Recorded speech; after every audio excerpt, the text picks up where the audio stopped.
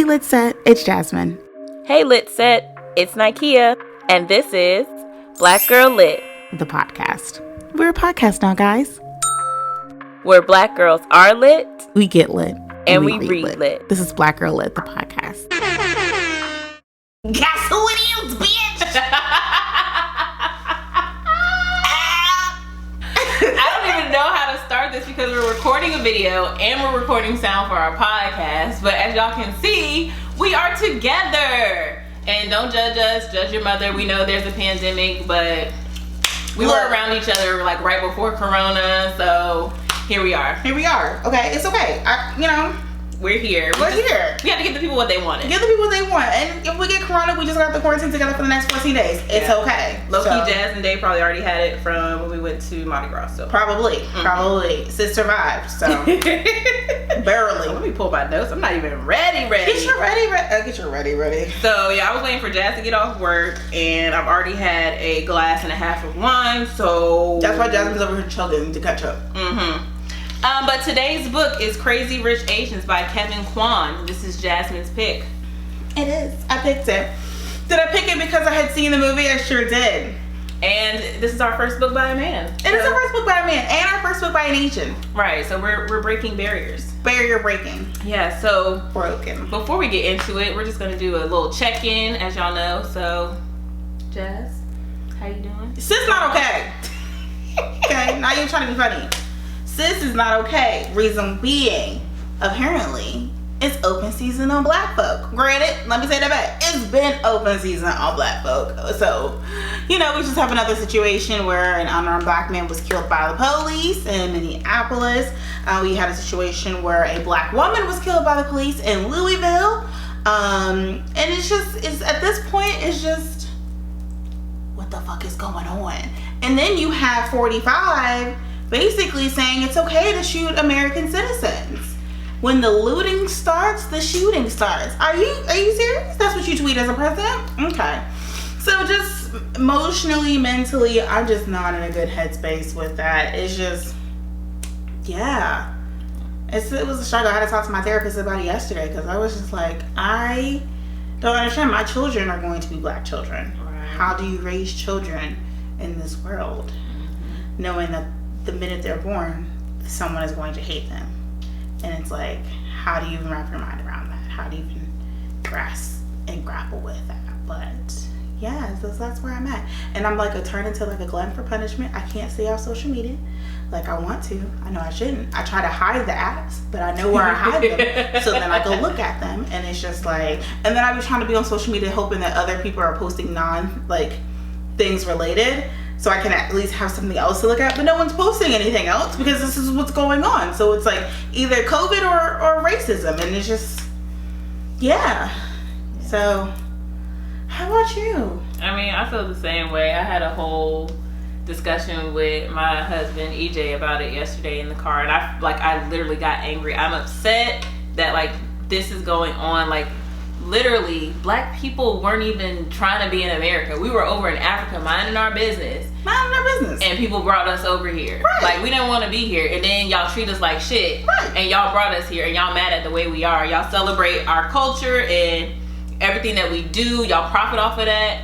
But then as soon as it's not cool, y'all want to just start killing us. And then those 3 deaths that Jazz mentioned, those are the ones that we know about. Mm-hmm. I'm sure that there are plenty more that we don't even know about that aren't even publicized.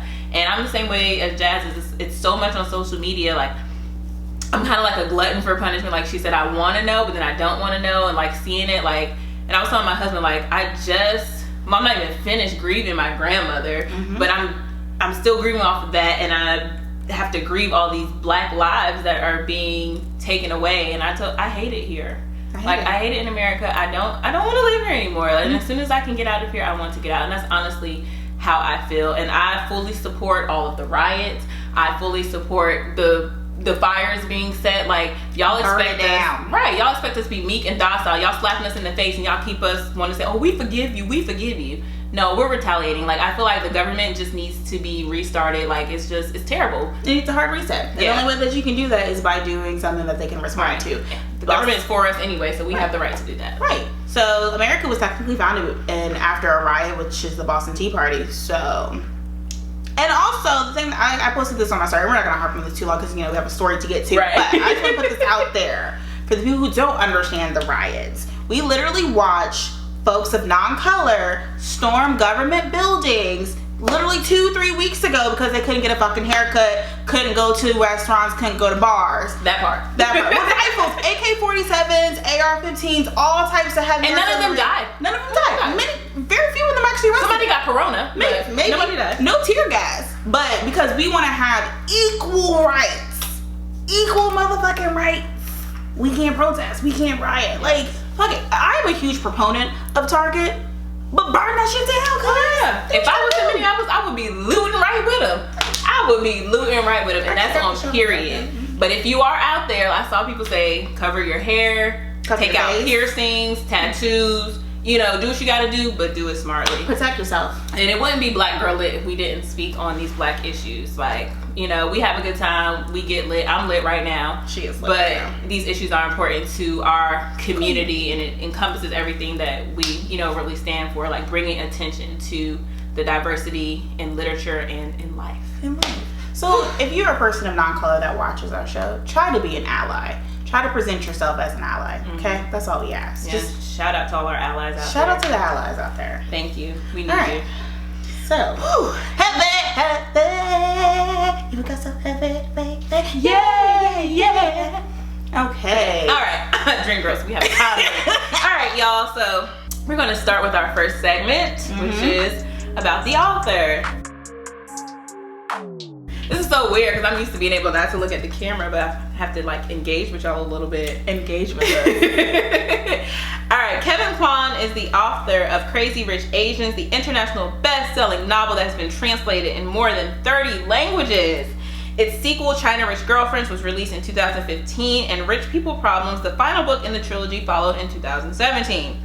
For several weeks in 2018, the Crazy Rich Asians trilogy commanded the top 3 positions of the New York Times bestseller list. Okay, Kevin. An almost unprecedented single author trifecta, and the film adaptation of Crazy Rich Asians became Hollywood's highest grossing romantic comedy in over a decade. In 2018, Kevin was named by Time magazine as one of the 100 most influential people in the world. Okay, Kevin. So I didn't really go deep into his background, but he was born in Asia. Okay. And they came over here. Okay. And people there's one of the Google questions about him is he rich? He was probably a crazy rich Asian. And shout out to him. I don't think he's crazy rich, but he got some money now from that movie. Or maybe he's crazy, rich Asian. No? Okay. No disrespect. No shade, Kevin. No shade. All right. That's my segment. Now we're going to go on to the next segment where Jazmine flourishes and thrives, and she's going to synopsisize Crazy Rich Asians by Kevin Kwan. Come along with me while I synopsisize Crazy Rich Asians. Okay, so basically the story Play is... with my hair too. Yeah, play with your hair, girl. Play with it, sis. So the story is about Rachel Chu, who is dating Nicholas Young. They are both Chinese. Rachel is an ABC, which is American-born Chinese, whereas Nicholas is Chinese, but his family immigrated long time ago to Singapore, so he's from Singapore. But he had gone to school in England, so he has a British accent. Anyway, they're a cute little couple, and Nick is the best man in his best friend's wedding coming up in Singapore, so he's like, hey, yo, Rachel, let's go to Singapore for, summer break. Let's go. Let's catch a flight, sis.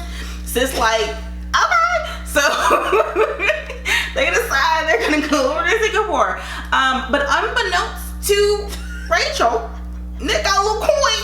He got money. Okay. A little coin. Oh, Lord. She got old money. Okay, old money. So, but unbeknownst to her, he has money. Once they get over to Singapore, she discovers not only does he have money, how much money he has, and the rest of the story is how this new information, his wealth, his family, his friends, who are all extremely wealthy as well, how all this begins to affect their relationship. Whereas Rachel's your standard middle class person coming into a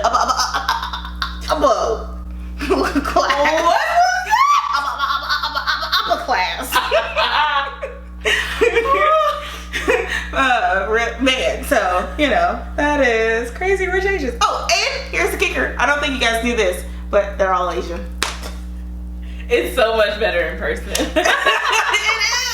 Like, I get a kick out of it over the podcast, but it's so much better in person. I'm weak. We feed off each other's energy.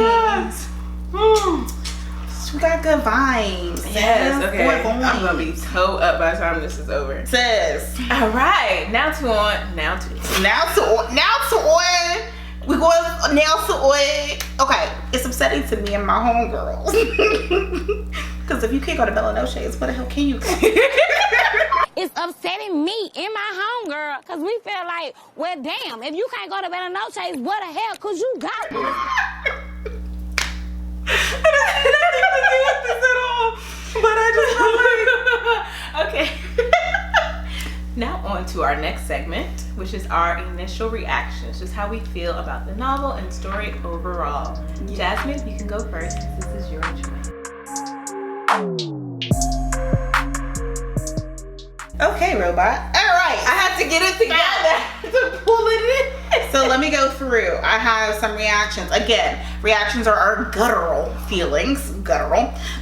So I literally just write down what I'm thinking. So first off, I like the footnotes that explain the language and cultural references. There's lots of footnotes. Now I know previously when we discussed Dick, we said we didn't like the footnotes. We said I said I didn't like the footnotes. But this is different. This was different. The footnotes here, because I was like, don't know anything about anything over in Asia. So this helps me to understand. Christian Asians was a new concept to me. Now, I don't know why I didn't think that Asians could be Christian and vice versa, but they're like heavily but they were really, they referenced the Bible a lot. They were like on a Bible study together, and it was just something that was different to me. I need someone to make me a family chart, an organizational chart to map out all the different families and stuff. The book is way more detailed than the movie. And it brought in a lot of characters, and I was like, I can't remember who's related to who, how they know who, and it was a lot. Right. I literally wrote Wu Chow, I'm broke. This book made me realize just how broke I am. Like I was literally Googling it. So when Nick and Rachel go over to Singapore, they go first class and they get a suite on the plane. And I was like, how do you get a suite on a plane? So I literally Googled Singapore Airlines and looked at pictures of what one of their little first class suites look like. I can't afford it. But it's like a 20-something hour flight, right? Yeah. So I mean, imagine flying economy. Right? No. Yeah. Let's see. I was struggling to keep up with all of the characters. Like I said, I needed some kind of organizational chart. There was a scene in the book where Eleanor, which is Nick's mom, calls him using a calling card, and I was like, sis, you got all this money. Why are you using a calling card? And then the last note that I have was that there's two characters, Bernard, and there's a guy named Eddie, and I put they were pure trash, garbage. And we'll probably touch on Bernard later, but they were just pure trash. I absolutely hated them. Would punch them both in the face. What were your reactions? So I only have 2 written down. Okay. This is a shocker for me. Right. But my first reaction was, why did Jazz choose such a long book? Oh my gosh, that book was long too. That book was long. I read it on my Kindle, but it's like 500 pages. Like my Kindle tells me like the page numbers, 500 pages. I was like, Jazz, I didn't know. And at the time I was still working, so I was like, how am I going to get this done? But then God and his mysterious ways, a pandemic happened, so I had time. Then second, Alamek, all the footnotes. Alamek. Like Jazz said, they were good. They were very insightful, and it gave me an appreciation for a different culture and appreciation for Asian history, because it didn't just give you like, oh, this word or this phrase means this in English. Like it gave you background into certain things, like the tea that one of the characters was pouring when he had guests over. Certain artifacts and stuff like that. I really appreciated it. It was just really good. It was kind of like a history moment, but it brought it all together. And also I feel like it gave you a little bit of insight into the author, like how he felt or thought about things in relation to like Asian culture and this rich society and stuff like that. So yeah, those are my reactions. Okay, those are good. I will say though, this is not a reaction. This is just something that I'm just gonna pick for my notes, because I was actually, not only was I making highlights, but I was writing notes to my highlights. Same. I was proud of myself. Me too. Like I didn't just highlights. I wrote stuff with my Me highlights. too. So one of my highlights though is real stupid. But Nick had asked Rachel to come to dinner at his grandma's house, and Rachel asked who all is going to be there. And I was like, I love that she asked who all gonna be there. Like, that's a black folk question. Like, Hashtag. before I commit to this, who all gonna be there? Looking like a no. Looking like a no. I am the person that's gonna ask who all gonna be there. Who gonna be there? And it's looking like looking like a no. Looking like a no for me. Looking like a no. So next segment is scenes and topics.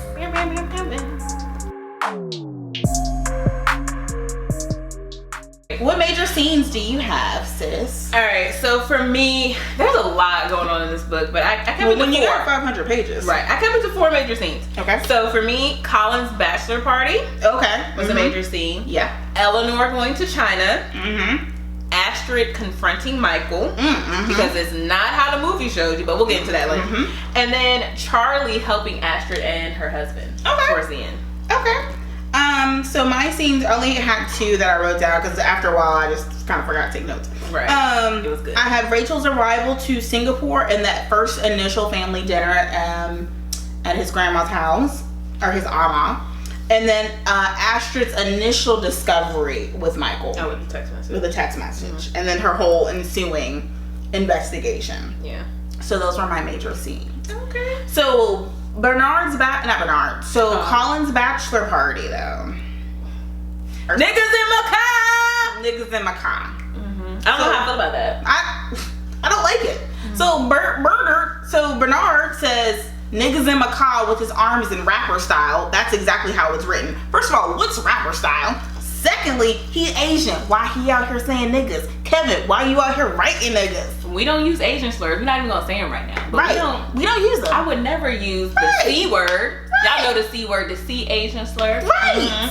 Okay. Right. Why would you put that? That didn't it wasn't necessary. You still could have gotten the point across that Bernard was a douchebag. You still could have gotten the point across was a douchebag. that Bernard was a fuckboy. You could have gotten there.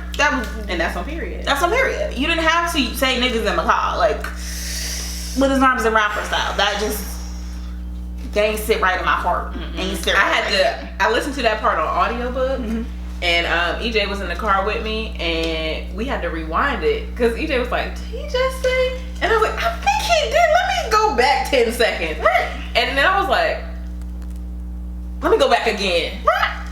Oh, he said it. Yeah, he said it. And I went to the book and I was like, "Oh, he said it. He said it, babe." And I had to read it, so I was reading it, and I saw it, and I had to go back and I think and pause. I was like, okay, what is it? Is Bernard Blasian? Maybe he half black. Maybe that was described somewhere. No, it's not. He just.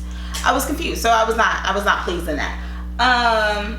Okay, so the reason why I highlighted the bachelor birthday party, the bachelor party is a major scene, is because in the book there's so much depth to Colin and Nick's relationship. They are truly like a yin and yang for each other and a true support system, because the bachelor party was a whole bunch of fuck shit, whole bunch, and Colin is like, he's a chill dude. Chill. And basically they had to set up a whole scenario where they had to fake a medical emergency just so Colin and Nick and a few of their other more mild friends could go somewhere and chill, because Bernard had them trying to have strippers, drugs, cockfighting, like what? Like, I don't understand the strippers, but you went too far. Too much. And I just appreciate the wholesomeness of Colin and Nick. I think the Bernard was throwing himself a party, not Colin. Right. It wasn't a bachelor party for Colin. It was a party for Bernard.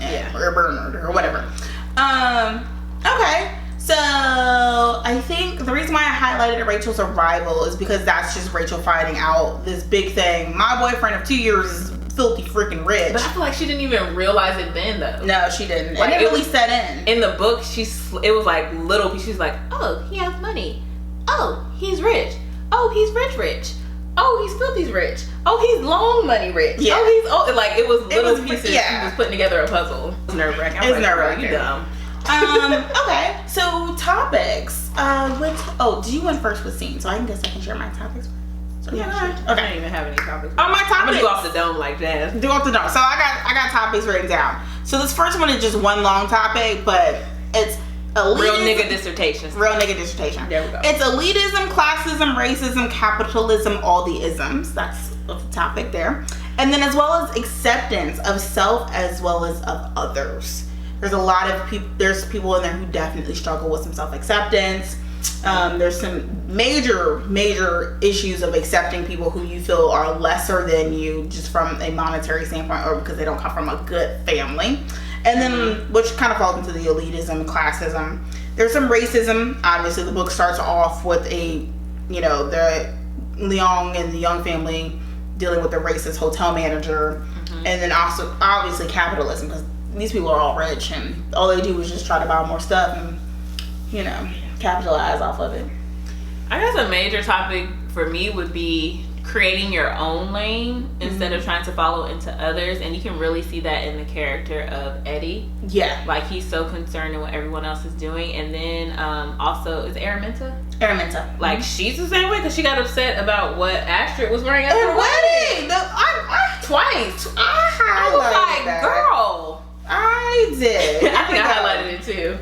Araminta said, but I was waiting to see what designer she would turn up in. I go to all this trouble and she doesn't even bother to make an effort. What's the whole fucking point of this wedding?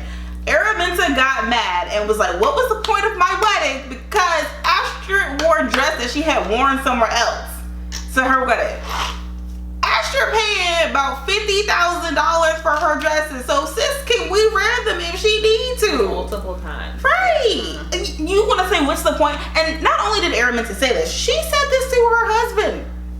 Right, that part. See, that's what I'm talking about, the acceptance. Yeah. Like, why are you so worried? And Eddie is a great thing because Eddie had zero, Eddie was so focused on what other people thought of what other people were doing. It was just like, dude, just focus on yourself. Yeah, but figure out what you're in doing. the book, his wife actually had balls. Yes, his wife was checking him. Fiona was like, fuck you, Eddie. Like, I'm gonna wear this dress and I'm gonna have a good time. Right. You ain't about to get on my damn nerves today. Right. So we have a special segment. So instead of having sips today, because my cup is empty. And because our DMs are empty as well. We are going to do a comparison. We're going to do some comparing the book and the movie. The book and the movie.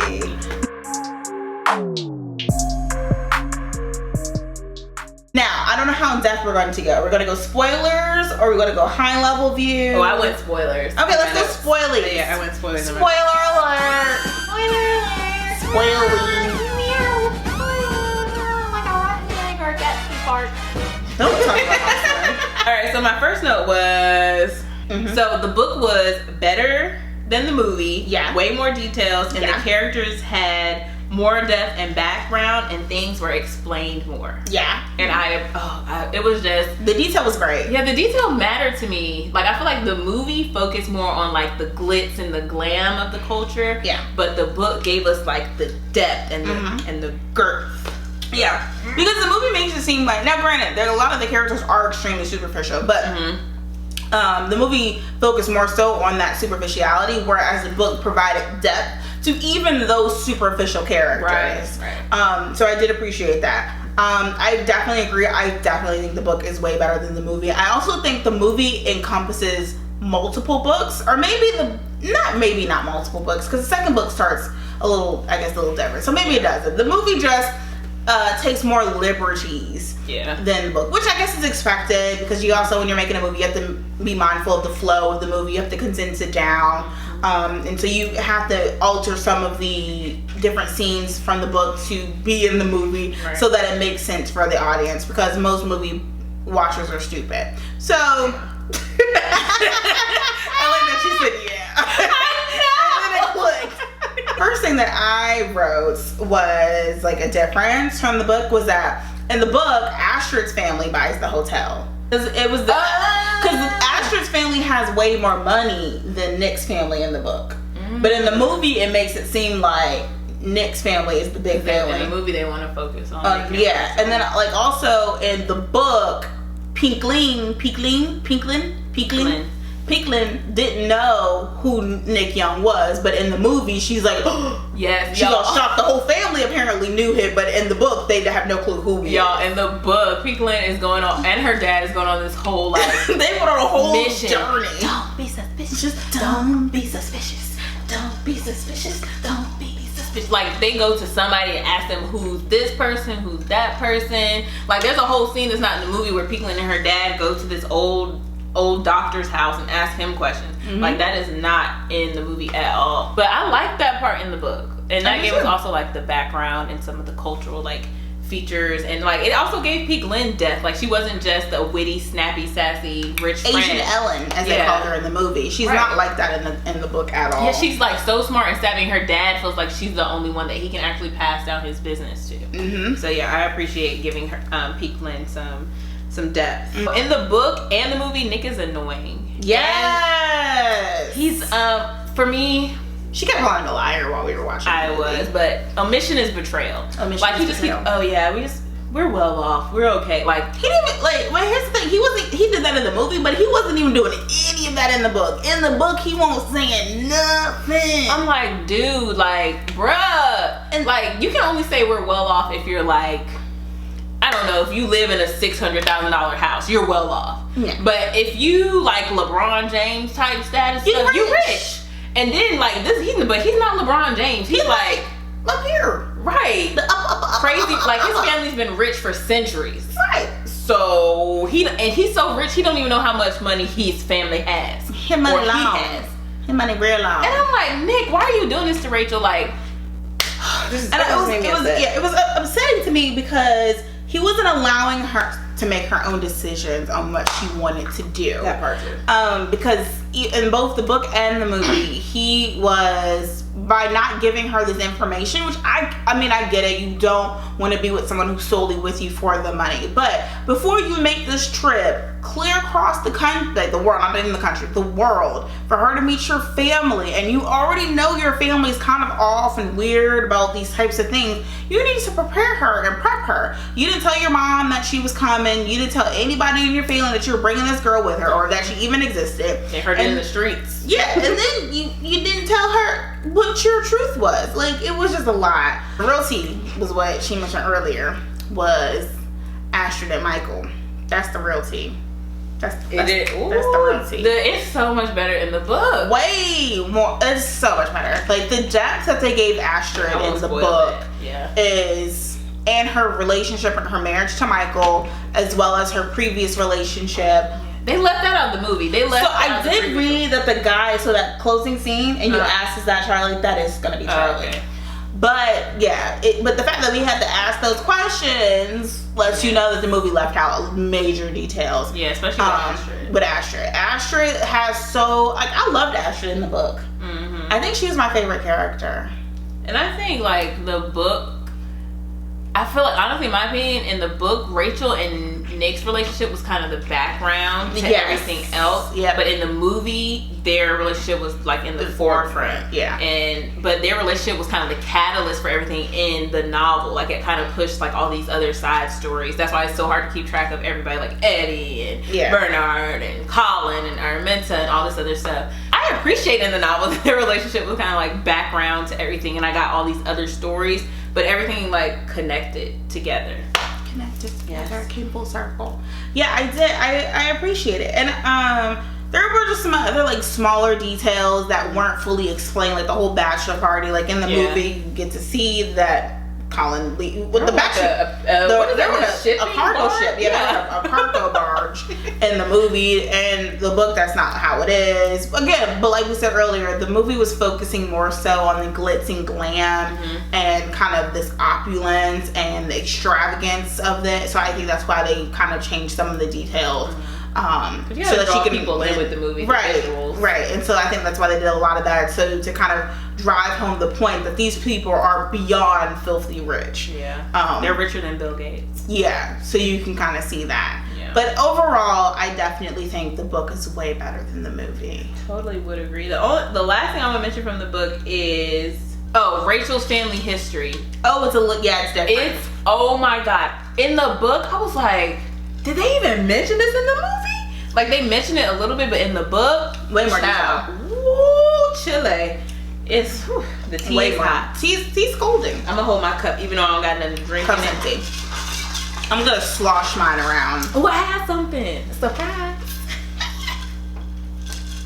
But yeah, so in this battle of the book versus the movie, I'm gonna say the book wins. Definitely the book wins. But I'm glad that I did see the movie because it did help me with visuals a little bit. Yes. Even though I can create stuff in my own mind, like just having like if I were to go back and read Harry Potter, I have a little stronger visual. Yes. So with this, I have a stronger visualization when I'm reading it. Yeah. I personally think that we should do some more book movie comparisons. All right. So, is there any other segments before we get to rate that book? Yay! We're gonna rate the book.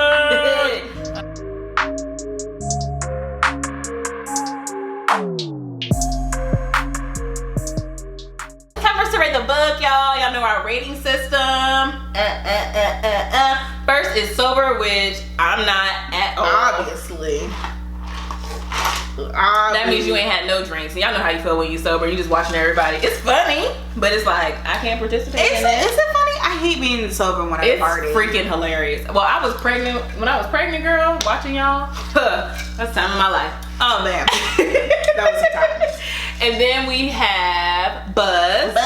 I'm buzzy. You know, I'm getting buzzy. That's how I was when I started the show. And now she's not. Mm-hmm. And then after that, you got tipsy. Because we're gonna know what's tipsy. I'm probably tipsy right now. I'm tipsy. Everybody in the club get tipsy. Because everybody in the club get tipsy. That's all I got. Oh, I just had to stretch my back. That's all I was doing. Yeah, that's what it looked like. That's what it's working. And last but not least, we have Lits, like Charlotte's. Okay, that was so corny. So we're in Charlotte.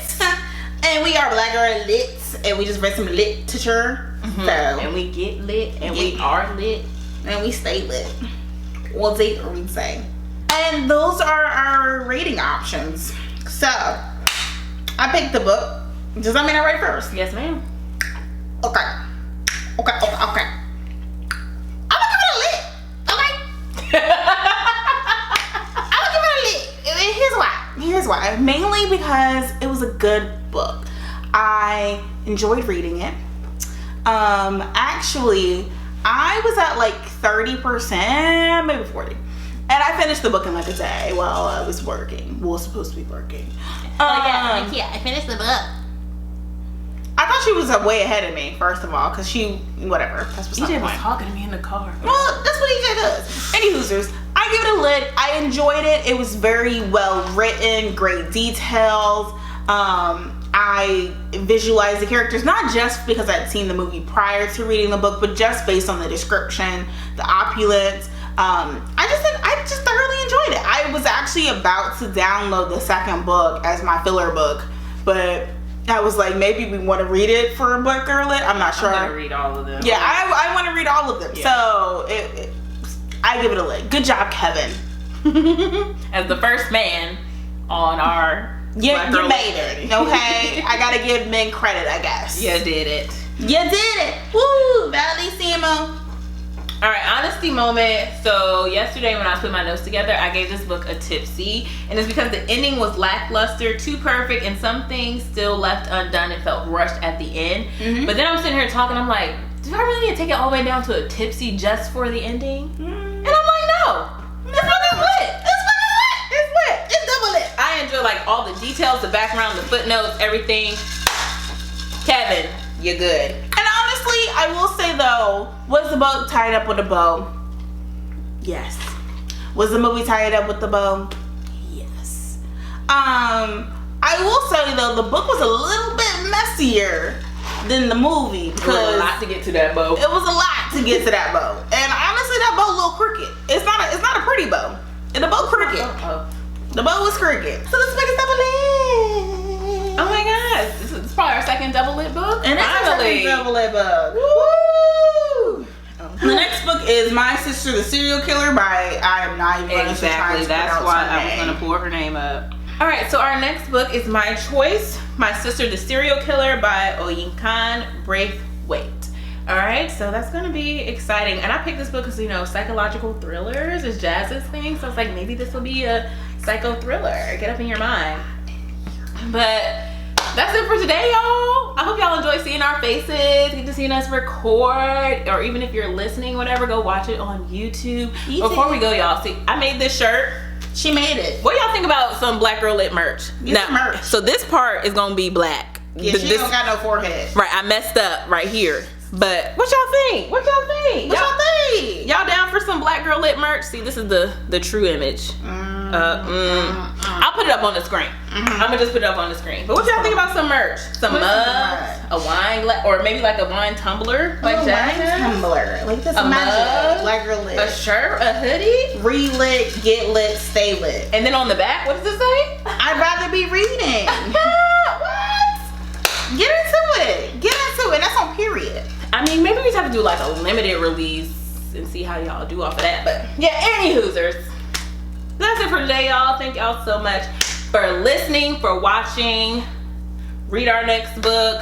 Send us some sips on Instagram or Facebook. I'll put it in the description box. I'm not gonna go through all that because we about to go downstairs with our man folks and turn up because it's the weekend. It's the freaking weekend. And I'm hungry. Yeah. All right, y'all. That's it. And as always, stay Black Girl Lit. Black Girl Lit. I never do it on time. So stay Black Girl Lit. Remember, get lit, read lit, and stay lit. Sis and dudes, bro, Black girls are lit. We get lit. That's what I said. Read lit. Oh. Nah, you said something different. But it's cool though. If we read lit, we get lit, and we stay lit. No, we are lit, we read lit, and we get lit. Is it? Yes. Are you sure? Yes. Is it we get lit, we read lit, and we stay lit? Oh, Jazz did her own thing because it say something different on SoundCloud. We always say black girls are lit, we get lit, and we read lit. Oh, well. Do all three. Just be lit and everything. Be lit in everything that you do, okay? And have that BGM. Hey Siri, play BGM by Wale. Bye, y'all.